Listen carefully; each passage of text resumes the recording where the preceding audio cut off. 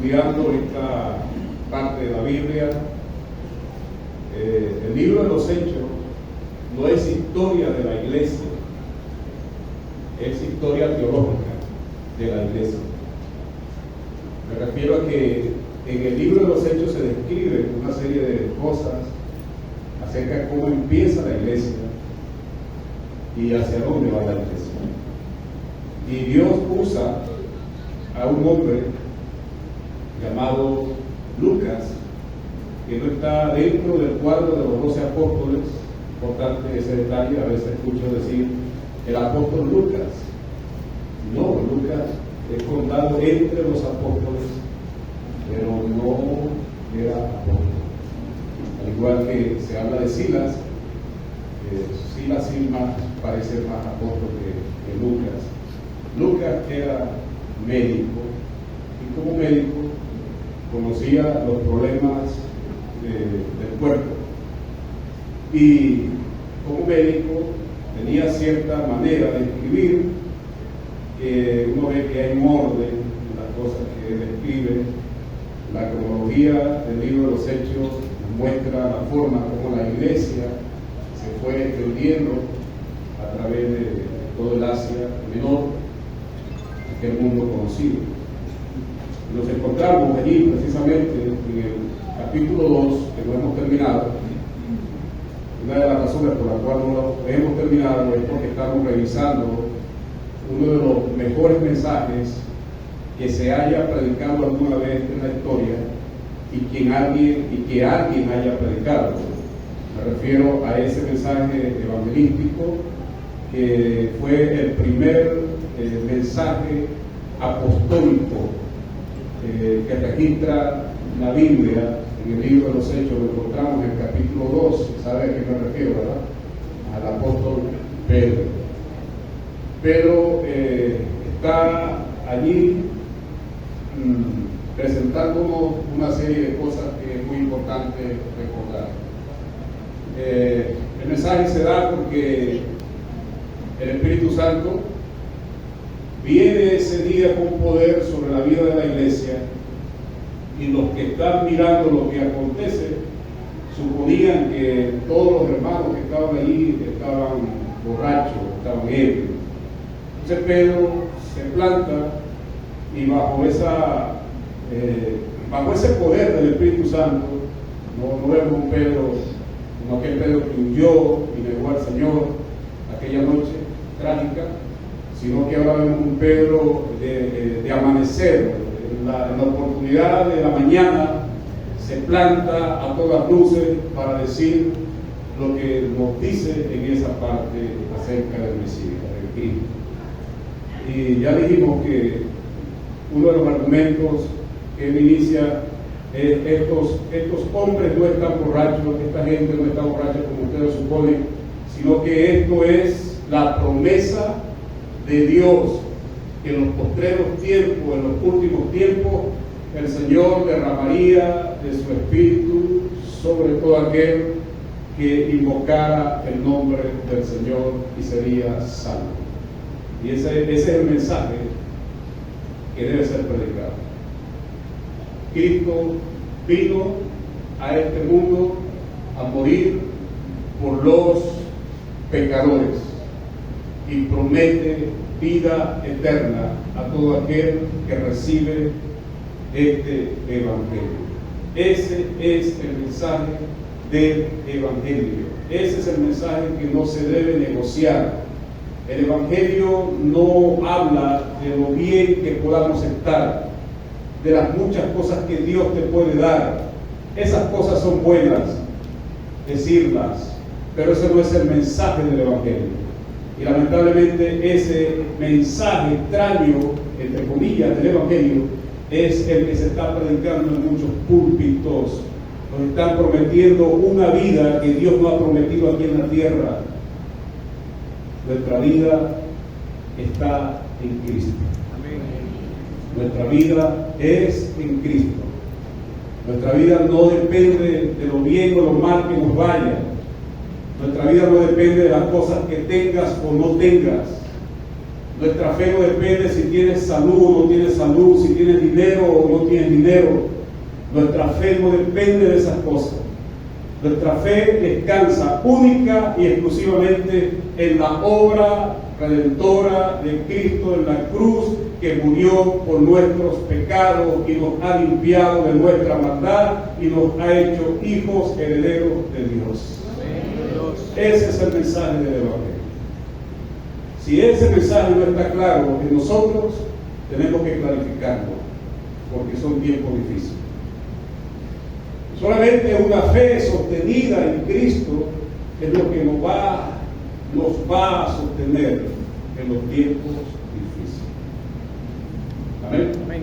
Así que Pedro se planta para decirle a esa gente que esos hermanos, lo que está allí manifestado es la presencia del Espíritu de Dios que se ha derramado en el corazón de los creyentes. Amén. Y ahora vamos a esta parte.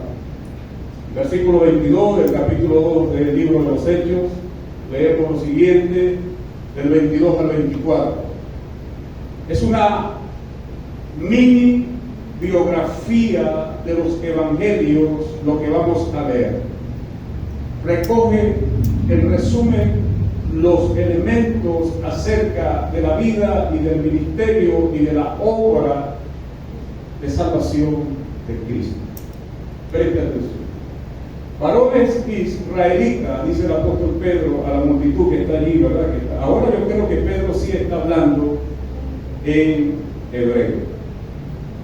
Muy entendible a todos los que están allí, porque él se dirige a ellos diciendo, varones israelitas. Y para tú dirigirte a los israelitas, tenías que dirigirte en un idioma que ellos entendieran, por supuesto, el idioma de los hebreos. Varones israelitas, oigan estas palabras. Jesús Nazareno, o Jesús de Nazaret, como se quiera, fue un varón aprobado por Dios entre ustedes, por las maravillas, prodigios, señales que Dios hizo entre ustedes por medio de él. Está hablando del ministerio de Cristo, que resucitó muertos, sacó enfermos, limpió leprosos, dio vida, todo eso. Como ustedes mismos saben, y luego aquí viene esta parte del verso 23 que tiene que ver con la muerte del Señor Jesús. Entregado por el determinado consejo de Dios, el anticipado consejo de Dios, ustedes prendieron, ustedes mataron por medio de inicuos. Y esa palabra inicuo hay que resaltarla, porque Pedro se está refiriendo a los romanos. Pero los romanos, el instrumento de la muerte que Dios usó hacia Cristo. Nótese bien lo que este verso dice. Que Cristo fue entregado por el determinado consejo de Dios, por el determinado conocimiento del Señor. Es decir, esto no es producto de los hombres que dieron muerte al Mesías. Dios usó a los hombres para llevar a cabo su propósito. Y detrás de los acontecimientos acerca de lo que Jesús sufrió y experimentó, estaba la soberanía de Dios el Padre. Es decir, estos no fueron acontecimientos que se dieron al azar. La Biblia dice, hablando de Cristo, entregado por el determinado consejo y anticipado conocimiento de Dios. Dios estaba en ese asunto de lo que llaman algunos la soberanía de Dios. Dios estaba en el escenario mirando lo que estaba ocurriendo, y no solo mirando, estaba permitiendo lo que ocurría. Y luego abro un paréntesis para que pudiéramos entender algo de lo que es lo que algunos llaman la teología de la humanidad del Señor Jesús. Porque Jesús, ante todas las cosas, no solamente era Dios, también era un ser humano. Y Jesús sufrió. Y Jesús experimentó la muerte. Y Jesús sufrió el martirio más inimaginable que ser humano alguno, cuando se trata del sufrimiento, pueda experimentar en esta vida. Y eso nos debe ayudar en algo, que Dios está identificado con nuestro sufrimiento, porque Él sufrió en la cruz. Algunos dicen que Dios conocía el sufrimiento, por decirlo así, de una manera intelectual, porque Dios conoce todas las cosas, pero Dios no había tenido experiencia con el sufrimiento. Uno puede conocer algo, ¿verdad? Y sin embargo no haberlo experimentado. ¿Ve la diferencia? Pero en Cristo se consuma el total conocimiento del sufrimiento. Porque Cristo no solamente como Dios lo conocía en su mente, sino que Cristo lo experimentó totalmente en la cruz. Ahora hablamos de que Dios conoce totalmente el sufrimiento, porque no solamente lo sabía, sino que lo experimentó. Por tanto, mis hermanos y mis amigos, si alguna vez te encuentras en un escenario donde el sufrimiento es presente en tu vida, ten la seguridad que Dios se identifica con tu dolor y con tu sufrimiento. ¿Amén? No solo porque lo conoce, sino porque sabe lo que es el dolor y lo que es el sufrimiento. Y eso a mí me da esperanza, que no estoy solo en el sufrimiento, porque tengo un Dios que en la cruz sabe y se identifica con mi dolor y con mi sufrimiento. Por tanto, no estoy solo, estoy acompañado en medio del dolor y en medio de mi sufrimiento. ¿Cuánto la gloria a Dios? Y ustedes también, mis hermanos y mis amigos, si has puesto tu fe en el Señor, es importante pensar en Él. Entonces la Biblia nos da claridad de que la muerte, el sufrimiento de Jesús, por cierto, fue bajo el previo consejo de Dios. Alguien en estos días me preguntaba, ¿cómo puede usted permanecer en su fe con todo lo que a usted le ha pasado? Usted pasó por una experiencia de sufrimiento donde estuvo a punto de morir. Usted experimentó la tristeza y la muerte de su madre, de su padre y de una hermana que falleció. ¿Cómo puedes tú mantener tu fe en ese Dios? Y yo le dije, bueno, esa es una buena pregunta, muy interesante la pregunta. Pero los seres humanos tienen dos opciones ante el sufrimiento. Una, negar a Dios y rechazar a Dios. Ese es el camino del resentimiento. ¿Por qué, si Dios sabe que estoy sufriendo, por qué lo permite? Ese es el camino a la larga del resentimiento humano y nos aleja de Dios. La otra sería, o el otro camino sería, no entiendo por qué Dios permite que me pasen estas cosas a mí, pero decido confiar en Él, Señor. Porque es Él, oiga, el que tiene el cuadro completo de mi vida. Y cuando nosotros estamos bajo la esfera del dolor y el sufrimiento, solamente estamos mirando un cuadrito del gran cuadro. Por eso no ves, por eso no encuentras razones. Pero como Dios conoce el cuadro completo, prefiero confiar en Él. ¿Y tú? Va a ver el cuadro completo ahora acerca de Cristo.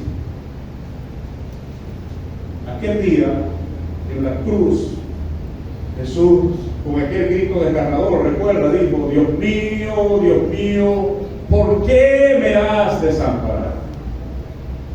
Esa es la pregunta del ser humano. Señor, ¿por qué permites que me sucedan estas cosas?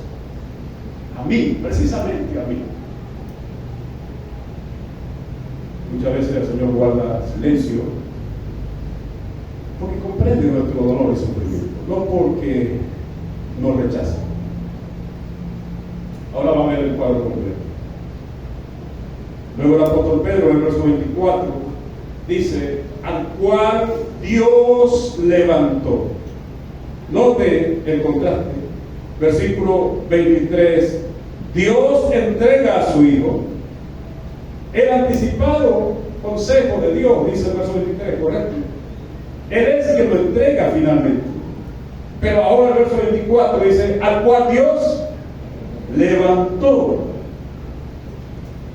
suelto ¿de qué? De los dolores de la muerte, por cuanto era imposible que fuese retenido por ella. Interesante este versículo.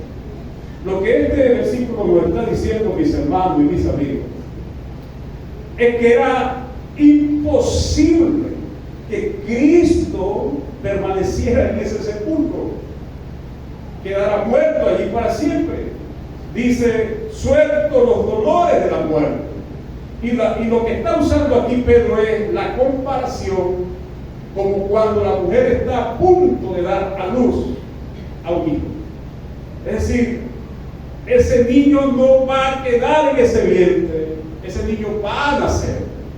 Por tanto, era imposible que la muerte retuviera a Cristo, por decirlo así, en su vientre.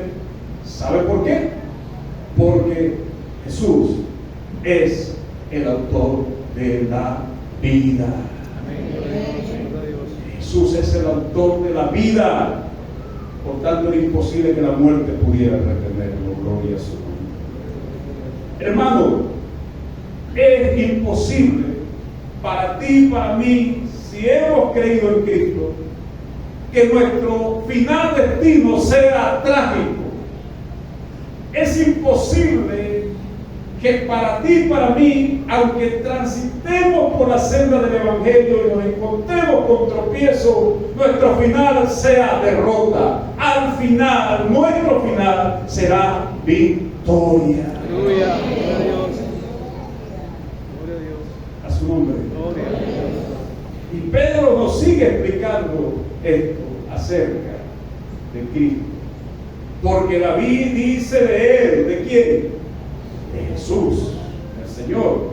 Verso 25.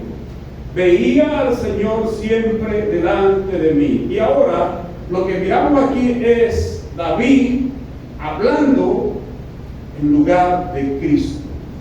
Porque este escenario del verso 25 al verso 28 es un cuadro profético del Salmo 16, donde David habla como profeta y se ubica en el lugar de Cristo para anunciar los sufrimientos y la obra de salvación del Señor. Nótese lo siguiente: cuando David dice veía al Señor siempre delante de mí, nótese, es ubicándose en el lugar de Cristo para decirnos que el Señor Jesús siempre caminó en obediencia al Padre.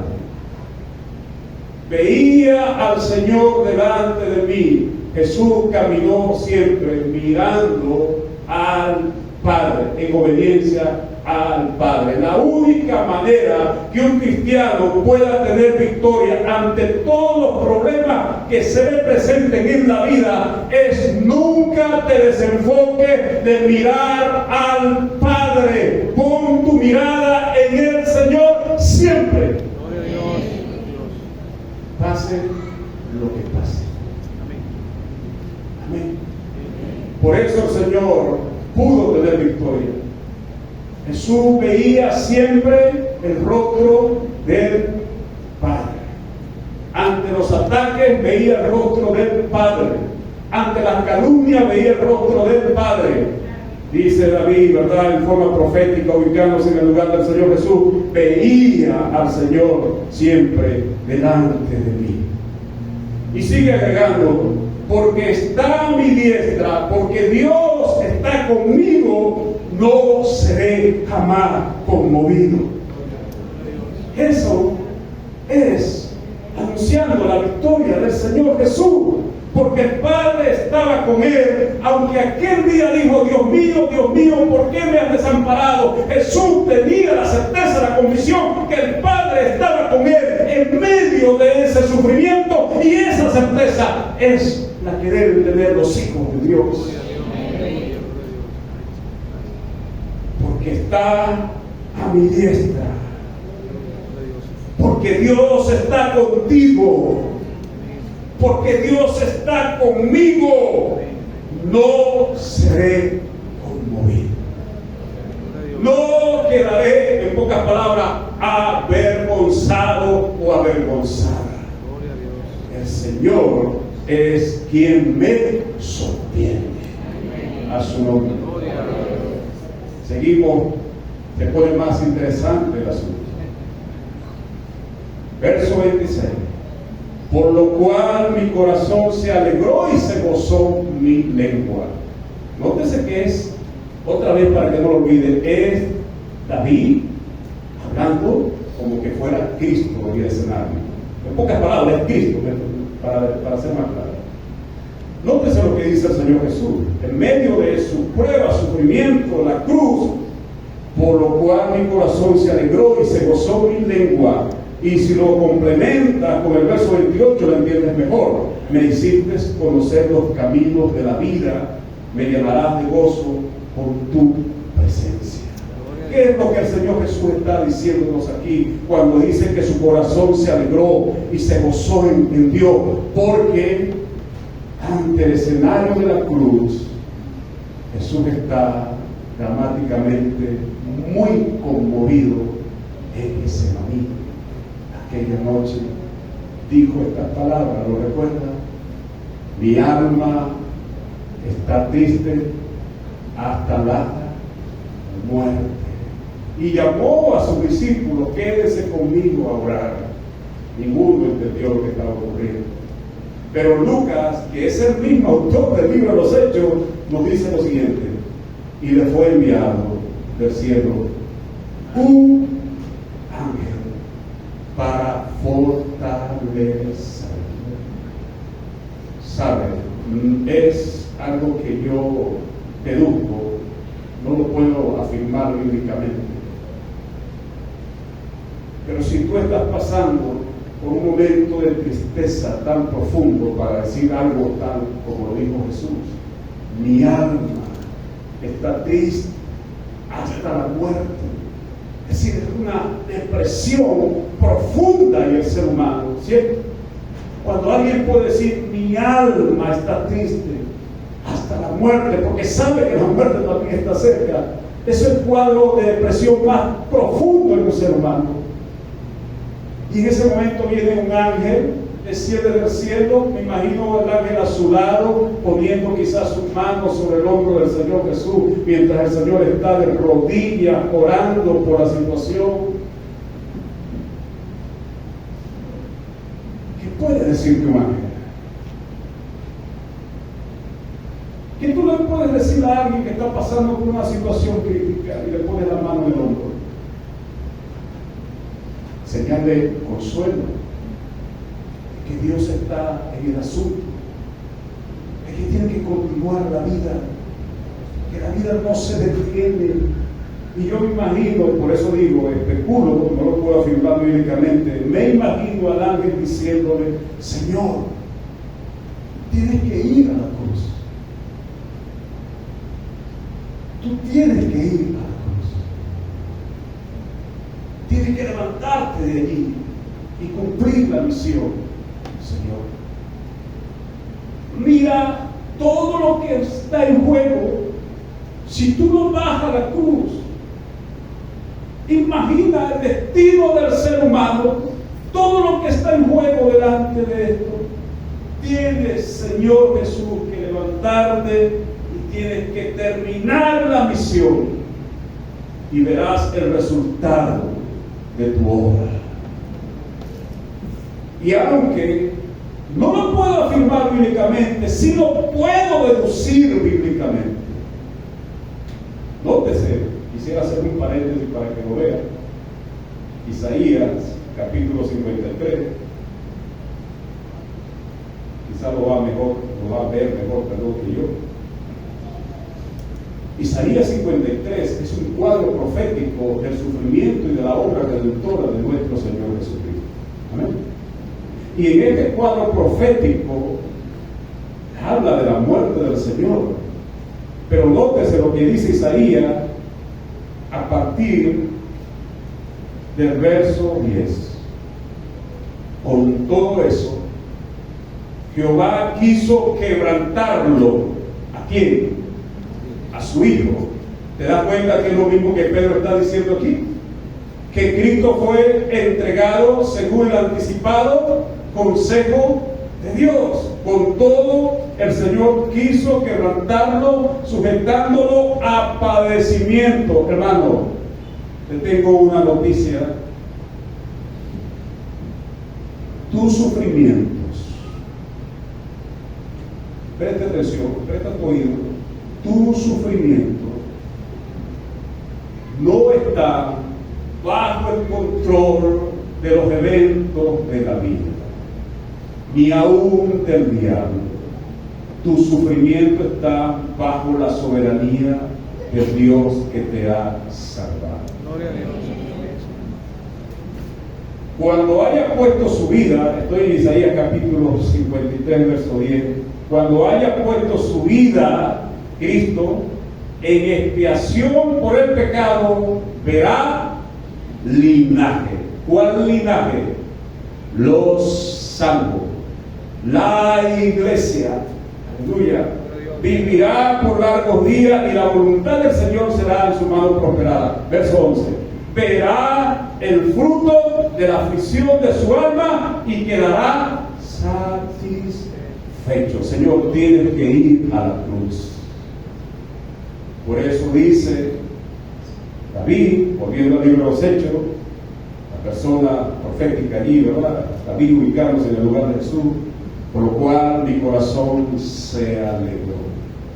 Es decir, para que lo entiendan, en resumen, la cruz está delante de Cristo. Jesús está mirando los acontecimientos y todo lo que ha de venir. Su alma está triste hasta la muerte.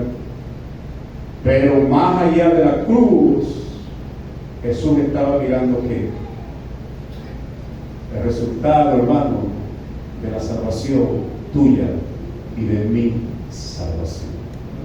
Si hay algo que motiva a un ser humano a avanzar más allá de lo que tiene adelante, es algo superior a eso, a su nombre.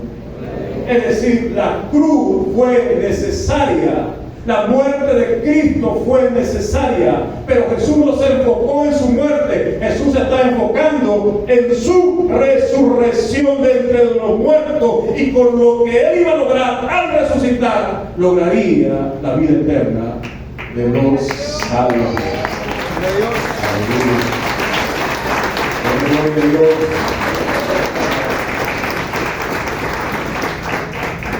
Por eso, hermano, cuando estamos bajo un sufrimiento, no te enfoques en el sufrimiento, enfócate en lo que Dios va a lograr a través de ese sufrimiento. Amén. Por lo cual se gozó mi corazón, ya lo dije, y mi carne descansará en esperanza. Verso 26, es algo más de la muerte, no voy a entrar en estos detalles, ya he hablado de esto. Porque no dejarás mi alma en el Hades. Verso 27. ¿Qué está anunciando Jesús? ¿Quién me ayuda? Los que se están durmiendo, despierten. ¿Quién me ayuda? Verso 27, porque no dejarás mi alma en el Hades. ¿Qué está anunciando Jesús? ¿Qué está anunciando? Su resurrección, gloria a Dios. No dejarás mi alma allí en el sepulcro, Señor, ni permitirás que tu santo vea corrupción. Jesús está anunciando su resurrección de vida. Aleluya.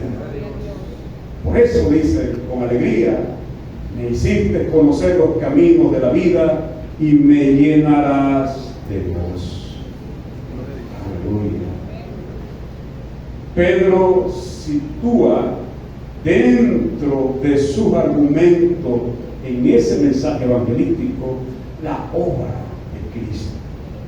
Por eso yo digo, si vas a predicar y dices que predicas el Evangelio y no predicas la obra de Cristo, no estás predicando ningún Evangelio. Amén. Para los predicadores. Verso 29. Hermano, ahora viene y refuerza sus argumentos Pedro. Tremenda predicación. Esta es una predicación que todo predicador tiene que estudiar. Hermano, se puede decir libremente, Pedro está en su argumento, de David, nuestro patriarca David, que murió y fue sepultado, ¿cierto? Y está con nosotros hasta hoy. Pero siendo profeta, David siendo profeta, y que con juramento Dios le había jurado que de su descendencia, ¿de dónde viene Cristo? De la descendencia del rey David. Vimos hace poco a Ru, ¿verdad? Y cómo Ru entró dentro de esa genealogía del Señor. En cuanto a la carne, levantaría al Cristo para que se sentase en su trono. Y viéndolo antes, habló de la resurrección de Cristo, todo lo que estaba arriba de Cristo, ¿no? Que ya hemos dicho, que su alma no fue dejada en el Hades y su carne vio corrupción. Y aquí viene esto: a este Jesús resucitó Dios. Y nosotros, dice Pedro, somos testigos. No estoy diciendo algo por decirlo. Yo fui testigo de la resurrección de mi Señor. Yo estuve en el sepulcro. Yo fui al sepulcro. Yo vi los lienzos. Yo sé que mi Señor ha resucitado. Así que, exaltado por la mano de Dios y habiendo recibido del Padre la promesa del Espíritu Santo, ha derramado esto que ustedes están viendo, ¿verdad? Argumentando lo que está sucediendo aquí, es lo que Dios ha prometido y ha sucedido, porque Jesús, cuando resucitó, ahora derramó su Espíritu Santo, por el Espíritu Santo derramado en nosotros. Porque David subió a los cielos, verso 34, pero él mismo dice: dijo el Señor a mi Señor, siéntate a mi derecha hasta que ponga a tus enemigos por estrado de tus pies. Fíjate cómo dice Pedro, ¿no? Dijo el Señor a mi Señor, es decir, dijo el Padre al Hijo: siéntate a mi derecha hasta que ponga a todos tus enemigos por estrado de tus pies. Un día todos los enemigos del Señor estarán de rodillas y toda lengua confesará que Jesucristo es el Señor, para la gloria de Dios. Y finalmente, verso 36, vamos a ver hasta allí: sepa pues ciertísimamente toda la casa de Israel. Está hablando del pueblo de Israel. Cuando habla de casa de Israel, es una figura para hablar a la nación de Israel. Ciertamente toda la casa de Israel, que a este Jesús, a quien ustedes crucificaron, Dios le ha hecho Señor y Cristo.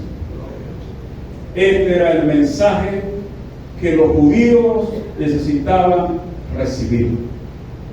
Escuchar y recibir.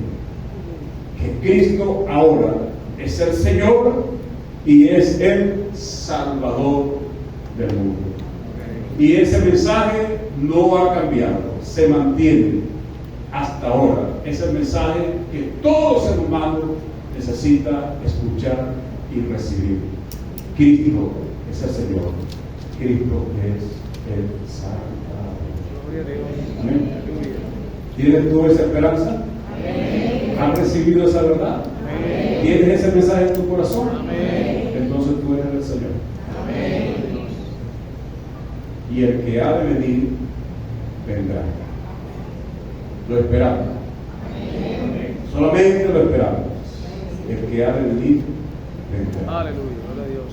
95% de las profecías en cuanto a Cristo están totalmente cumplidas. Gloria a Dios.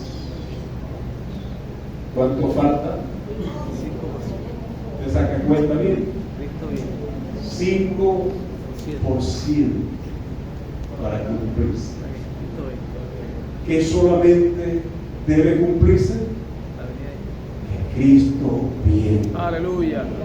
Que Cristo viene. Amén. Cuando Él venga, levantará a su pueblo. Gloria a Dios. Cesará tu dolor, tu sufrimiento, Gracias. tu tristeza, tu enfermedad, tus angustias, tus pesares, todo lo que te roba de una u otra manera algo de tu gozo, cesará para siempre. Esa es nuestra esperanza, Aleluya. esa es nuestra confianza. El Señor viene a buscar a su gente, Gloria a a Dios. su pueblo, Aleluya. a su iglesia. Gloria a Dios. Gloria a su nombre. Gracias. Él es el Señor. Él es el Salvador.